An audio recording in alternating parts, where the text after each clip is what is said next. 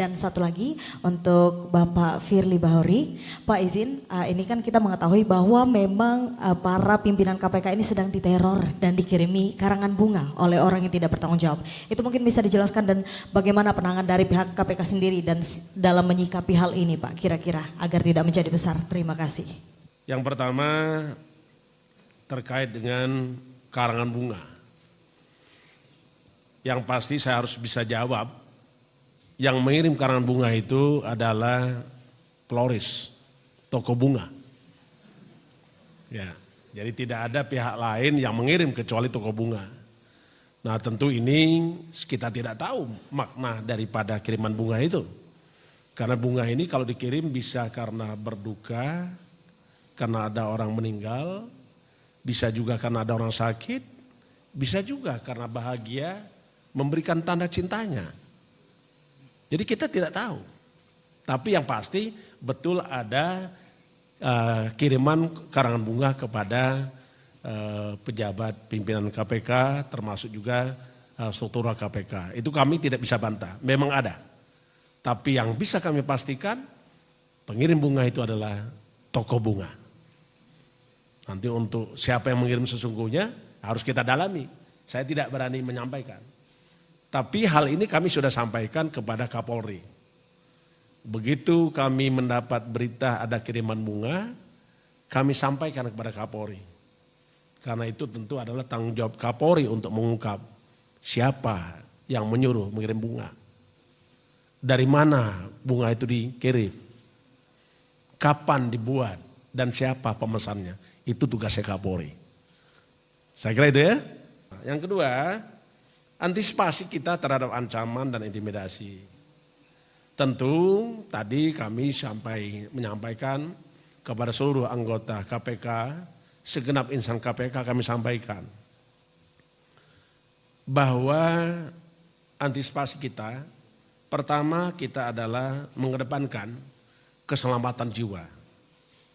Karena Ciceros mengatakan, salus populi suprema leg esto. Keselamatan jiwa manusia adalah hukum tertinggi. Karena itu saya juga minta seluruh anak bangsa untuk kita sama-sama menjaga keselamatan jiwa kita. Bukankah amanat dalam pembukaan Undang-Undang Dasar Negara Republik Indonesia di alinea keempat tadi saya bacakan. Saya sampaikan bahwa tugas melindungi segenap bangsa Indonesia dan seluruh tumpah darah Indonesia itu adalah tugas kita bersama.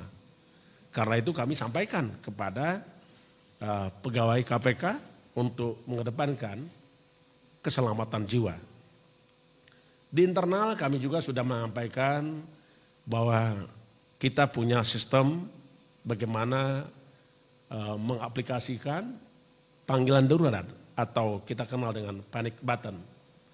Jadi pada prinsipnya dimanapun pegawai KPK berada, dia dilengkapi dengan sistem keamanan. Jadi kami tidak pernah khawatir ataupun takut melaksanakan tugas. Karena sesungguhnya segenap insan KPK telah mewakafkan diri dan jabahnya untuk pengabdian kepada bangsa ini. Apapun risikonya harus kami hadapi. Segenap insan KPK tidak pernah takut dengan tugas-tugas dan risiko-risiko itu.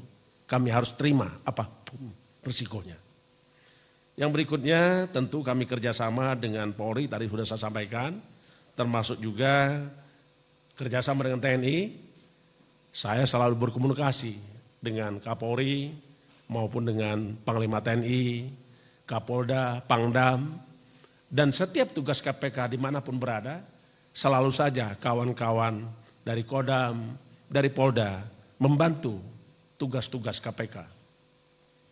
Termasuk terakhir, kalau rekan-rekan ikuti, bagaimana kita bisa melakukan penangkapan terhadap Gubernur Papua LE yang sampai hari ini masuk dalam proses persidangan.